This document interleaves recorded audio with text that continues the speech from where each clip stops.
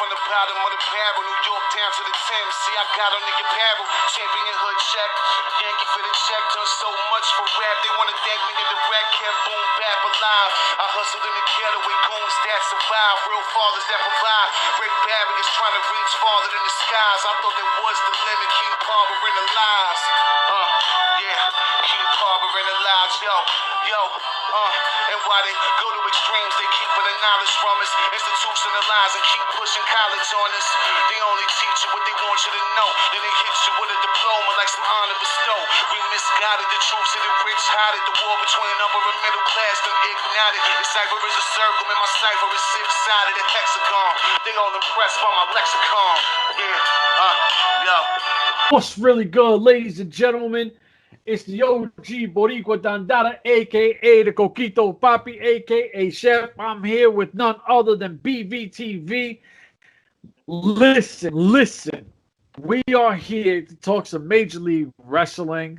It's our MLP series. I know they're doing a throwback wrestling show. I personally did not. He was willing to do it. I said, no, I don't want to cover something from way back when. With all the stuff that's been going on, I'm super excited, hyped up about Lucha Underground, MLW. I know I was talking to you earlier, and you flat out said everything you're seeing is obviously Lucha Underground. Yeah. I need you to elaborate on that because I kind of did a quick little video earlier, but this we need to go in about. Yeah, it's funny. Do you actually know that Dario Cueto, the person, that's like a very popular Spanish actor, right? He's been in all different types. He's been like in 100 different like acting roles. That's not like the actual Dario Cueto. That's just someone who plays Dario Cueto. That's why it's easier to get him on the thing because he is an actual actor. So the person who acts as Dario Cueto, it would probably come back to be a little bit easier for MLW. The interesting thing is that I liked the little hints, the El Jefe, which is the boss. They actually referred to him in Lucha Underground. I was like someone who did not watch Lucha Underground, but I was also smart enough to watch tapes before I even went on this podcast today. So I did my homework. References like El Jefe, which if you don't know what that means, I'll translate for you with those very limited Spanish that I know. That means the boss. There's a lot of things, and I think they just had some recently today. It was like, believers, something with another. No, I got it. I know I got it right here. Just give me 1 second.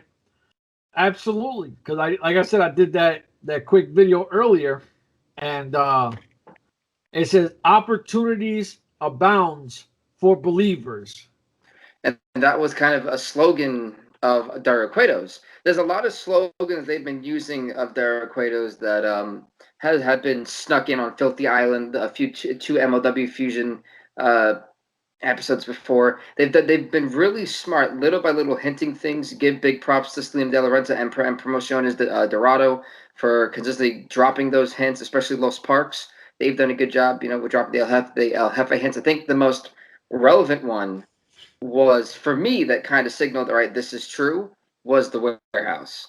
Because everyone knows where they taped was in a warehouse that looked like a temple.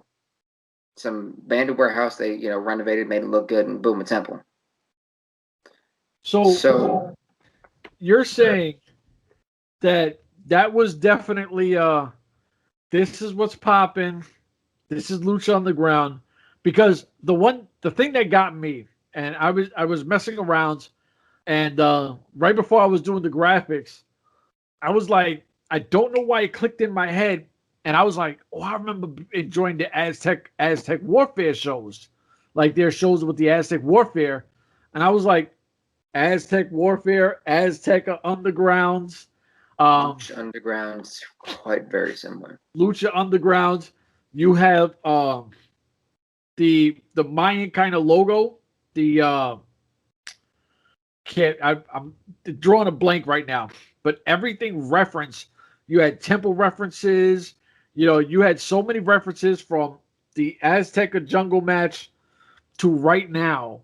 Not even Yeah, you had references since Salina de Renta went to get Cortez. Marquez. Yeah, how it was all of a sudden in a temple, Yeah, you're right. You're right. especially an underground temple. Listen, listen. Most of those temples are underground. They're not really standing no more like that. But I'm I'm excited because, like I said earlier, everybody wants to keep talking about everybody else's partnerships. We haven't seen Lucha Underground in a while now. Um, at the end of the day, Lucha Underground was filmed so different that everybody enjoyed it. Dario Cueto was a badass dude. Let's keep it 100. That dude was official like a referee with a whistle. Um, so if you could kind of get the creative genius behind Lucha Underground, Dario Cueto, where we thought Salina de la Renta was a badass. She works for a badass. You know what I mean? Like, so we have so many things that you're looking at, and I don't know what's going to happen with the IWA thing. I know you said he killed Savio Ah, Vega. there you go. So the actor who plays Dario Cueto is Luis Fernandez Gil. Oh yeah, he's a big like actor in like the Spanish community. Like he's official. That guy. Oh yeah, He's official. yeah. I think that'd be pretty cool to get him back in there. But put some respect on his name. That's Dario Cueto. Sure. Bomb. So, anyways, with all the partnerships and everybody being hyped outside of this, that are starting to seem like they're coming off their high already. You're having certain guys not wanting to do certain roles, and we might have an issue here, or there might be a thing here. Where MLW don't have these problems, especially because Lucha Underground technically doesn't even exist anymore. And if they do bring it back as Azteca, it doesn't exist because they can actually own, I think, the LLC for that, depending on who also owns it. Because when El Rey went out of business, El Rey lost the rights to Lucha Underground and Mil Martes and all that stuff. So whoever has the rights, if anyone does, pretty much okays that. you know what? I didn't even think about that. I didn't even think about that. What I would like to know, and I'm a massive fan. I think it's called the Gift of the Gods belt or something like that. The belt, it's mad plates across. It's a big one, then smaller ones. Check it out. It's sick. It is so dope. I mean, first off, their heavyweight title was fire, but that I think it was called like the Gift of the Gods. And are you looking at it right now? Wow. Okay, so you definitely seen it, and you had to get medallions to put in there to eventually like win it. There was a concept behind that belt. That belt was absolutely gorgeous. You've never seen a belt like that. Do you know who the first champion was? Was it Ricochet? No. Oh, Phoenix. I love. I'm a big. He held it. He was 24 years old when he held that belt for 110 days. I love Phoenix. Phoenix is one of my favorite wrestlers, straight up. And let me see if I actually kind of shine this for you guys onto the camera and hope it looks good. I'm not using my good quality camera for these for this show. Hopefully that makes it a little bit better. That's what it looks like. That belt is straight fire. Everyone. So that belt is straight fire. I would love to see that as part of whatever's going on with MLW and Azteca Underground. How they would film them, I have no ideas.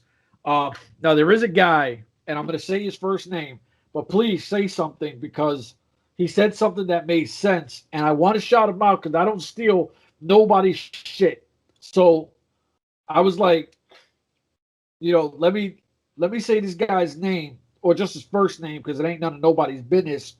So Walter in the MLW discussion group on Facebook, best place I'm in. I love talking. Nobody acts all emo or crazy or nothing. The guy Walter, he said, I hope they do this slowly and bring it out when the fans are here. Because if it is Dario Cueto, he deserves that prop. And you know what? I completely 1000% agree with that guy. He deserves that pop because if you have something this massive and fans are not there for that when it comes, you know what I mean? Not the tease, because the tease you could keep doing it this way and we'll talk it and everybody else's social media. When it pops, you want fans there to get that reaction. You want them to jump out their seats, and Dario Cueto is the guy to do that, and so is that brand. Um, my fault. I'm just super, super fired up for it. Is there anything that you want to see from Azteca Underground going forward? First off, did you read the thing about we're looking for a location, but it can't be next to a police station? No, I did not. Yeah, yeah. So say what you want to say. I'll find the thing and I'll tell you what it says. It's hilarious. Yeah, I can agree with Walter in that case. I feel like you can run the show if you keep El Jefe mysterious, because you don't need him there right now. Everyone wants to see El Jefe. So here's what they've done. They've done a great job at creating this mystique on who is El Jefe. So everyone's drawn in on who is El Jefe. But what people are forgetting is you don't need El Jefe right now, because you have Salina de la Renta right now pulling the strings. She's building Promociones Dorado for El Jefe. So she right now is the agent that we should really be focused on, but while still keeping El Jefe in the back of our minds, right? He's going to come somewhere down the line. When we don't know, but when it comes, it's going to be impactful. And as long as MLW can remind fans that it's going to be an impactful appearance, he doesn't need to be there. And so far, they've done a great job of that. These little subtle hints are working because it's drawing your attention. So right now, I think the bigger picture truly should be on Salina de la Renta bringing it back up. And once everything is finally set in motion, and once they can have fans, and then that's when you bring in El Jefe, and right behind El Jefe, or right next to him, would be Salina de la Renta kind of just handing over the keys. Here you go. That way, she doesn't really need to be there anymore because the promotion got bought out by her. She could just hand him the keys like, hey, this is all yours. Good luck. All right. So I got the sign, and this is what it kind of looked like, right? It's not really being. There you go. All right, you see it? Mm-hmm. I'll read it to you. This is on their .com. AztecaUnderground.com has two things. Had the warehouse, had the sign, and you can add your email, which I did earlier, and they'll give you updates or whatever, right? So it says rental space needed. I am looking for the perfect place to conduct some business and lucha, period. Ideal location has no _police nearby. East LA, Mexico City, Austin, Texas, and Tijuana are the 4 spots that are listed on this spot. For those of you who don't know, LA is where they actually filmed in those warehouses, the temples basically, or the warehouses, but we'll call them temples, that they filmed in. And occasionally, I think they actually did go down to Mexico and film down there as well. But for the primary, it was in LA. So we have all these clues that keep popping up. I don't want to act like we're Sherlock Holmes and Watson here. If we do, I want to take the role of Sherlock Holmes and you could be my Watson. Or Batman and you're my Robin. Does not matter, however you want to look at it. I'm excited because I feel that MLW has done a really good job with their AAA partnership. I do. I feel like they actually utilize it well. And then if we get an MLW version, and I'm gonna tell you right now, the vibe going forward, the hype going forward, the bar is set so high because Lucha Underground fans who've been wanting their Lucha shit back can now have it with MLW. MLW now has their brand who's been doing great with guys like Hammerstone and Fatu and Myron Reed. You got so many guys that you could go down this list. Richard Holiday is another young, super talented guy. You got Low Key. I could keep going down this list and this list. I'm going to also say that Calvin Takeman, because I'm a fan of the guy, I'm going to throw his name out there. But he just won at Josh Bennett's Bloodsport. He fought. He didn't fight Moxley, right? Who did he fight? I don't know. I think he knocked him the hell out, though. We got to look at that. but he definitely just had a match in that Bloodsport thing. So you have so many things that are working in MLW's favor that the buzz around, obviously WWE being the kings of the the mountain, they're going to stay that way. It's WWE. You got 9,000 years of footage They of wrestling. they can produce a banana and a broom, and people are still going to buy it. Yeah, it's just the machine that they are, which is fine. There's no hate. Hey, just being truthful. I don't enjoy the product, so I don't watch WWE. At the same time, everyone is hyped on the AEW Impact Wrestling, and I get it.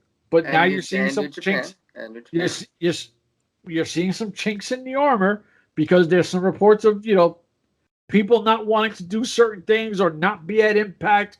So you're seeing the chinks in the armor of where people don't want to work.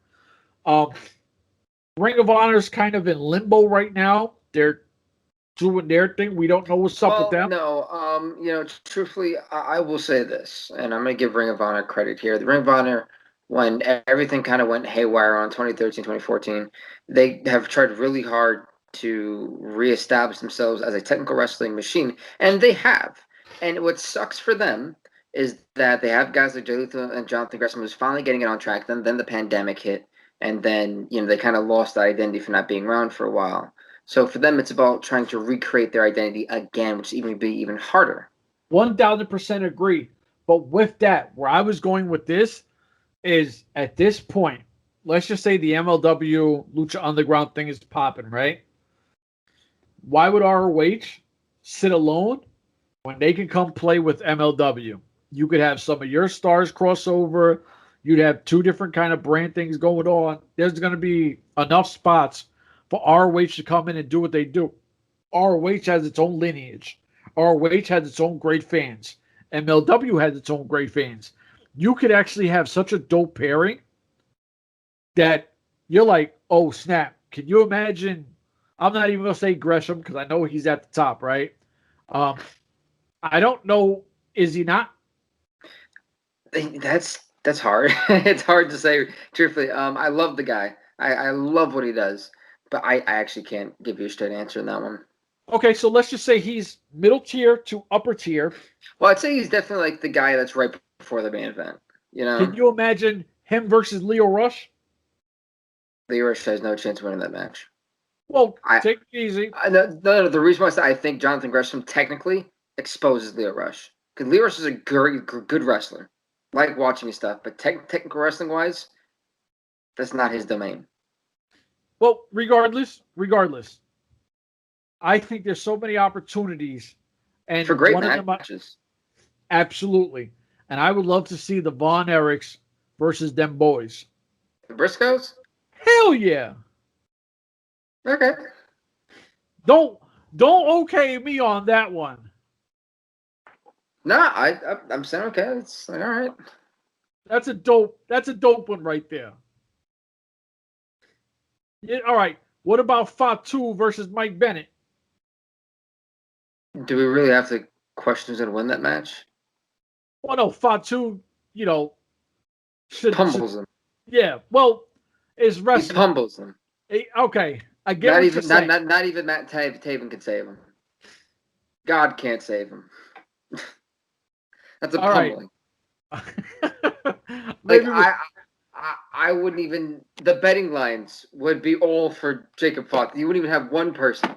Not even Maria would be betting for Mike Bennett. Maria would definitely. It's the kingdom. Maria would definitely go with Mike. And then she would get a fireball to the face from someone.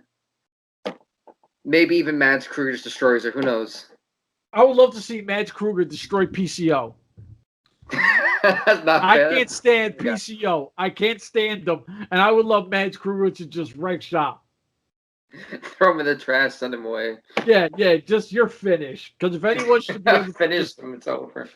I'm going to tell you now, though, I would love to see going forward somewhere down the line, Mads Kruger versus Mia Muertes.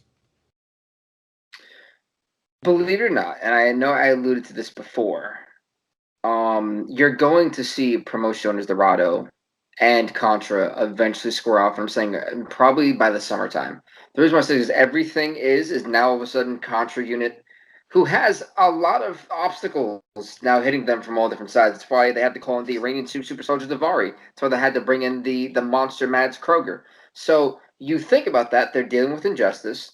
They just kind of shrugged off ACH, but they also have an issue with the Von Erichs, who are technically dealing with Tom Lawler and his goons, but still always have their eyes on them.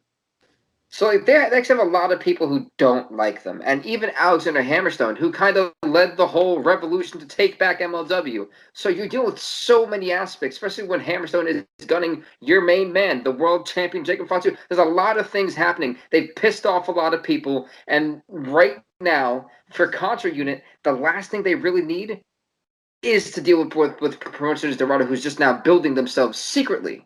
Low key, they're doing it low key. They're going after people that Contra wouldn't care about. Cyber Vegas. The thing is, who do they really have? They got Los Parks and the 3, 4, 5, however many he's popped out. Yeah. At this point, it's there's a million of them. But they have Los Parks and Mia Muertes. Yeah, and that's right now. They already have gold. They have the world tag team titles. No, and I get that, but let's just line this up, right? And hold on, not to cut you off, right? And what if LA Park beats Hammerstone for the National Openweight title? What if that happens? Don't go crazy. Hold on. What if there's a numbers game here, and when you have more numbers, you have a higher chance of winning. And all I'm saying, not to diss Hammerstone. Hammerstone's only got Richard Holiday, who hasn't been in any of these things coincidentally. Holiday's never gotten involved, ever. Never. So Hammerstone is a man on his own. He's a beast. Everyone is gunning for Alexander Hammerstone. Contra, Promotions Dorado. He has a target. There's one guy in the company that I feel can go toe-to-toe with Jacob Fatu one-on-one, and that's Hammerstone. We got a small sampling size of Mads Kruger, even though he's Contra unit. We've only got a small sample of what Mads Kruger could do. We know Alexander Hammerstone, and I believe he's the only one that can go toe-to-toe with Jacob Fatu straight up on some real one-on-one shit. Los Parks are not built to go up against. You are absolutely right, but the numbers game will provide strong. We've seen that before. Of course. It's happened to Hammerstone before. But all I'm saying is, now, man. I feel like you just jinxed my boy, and I'm about to watch him lose a belt. If he drops that belt, there's going to be a funky podcast. You better hope this guy Macho is back. If I called it, I just want you to know it's not the first time I've called something crazy. All I'm saying is I've called this stuff before. But on top of that, though, right now Promotions Dorado is looking to spearhead Contra. And the reason why they're doing it is because right now they know that Promotions Dorado is not Contra's main focus. It's one of their least. The reason why Contra cares about Promotions Dorado right now is they have a world tag team title opportunity coming up in, I guess, a week and a half time. That's the only reason Contra would even have their eye on Promotions Dorado. They can care less, because let's not forget, Salina De La Renta was the reason why Contra was able to even get into MLW. Yeah. So there's a lot of things. That's why Contra probably is drawing a blind eye right now. Probably watching a little bit, but not really paying too much attention. Right now, they have a battle on the forefront with so many different people and so many different obstacles.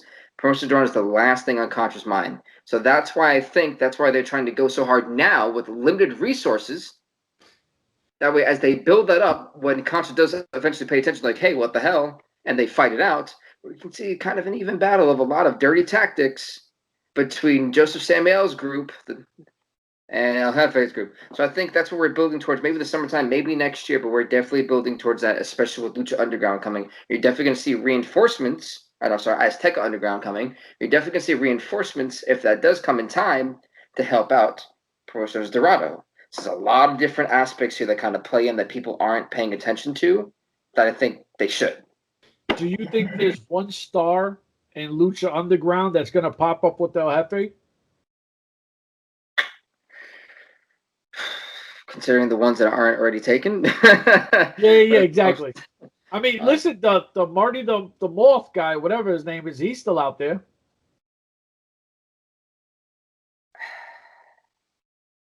Ricky Reyes is out there still.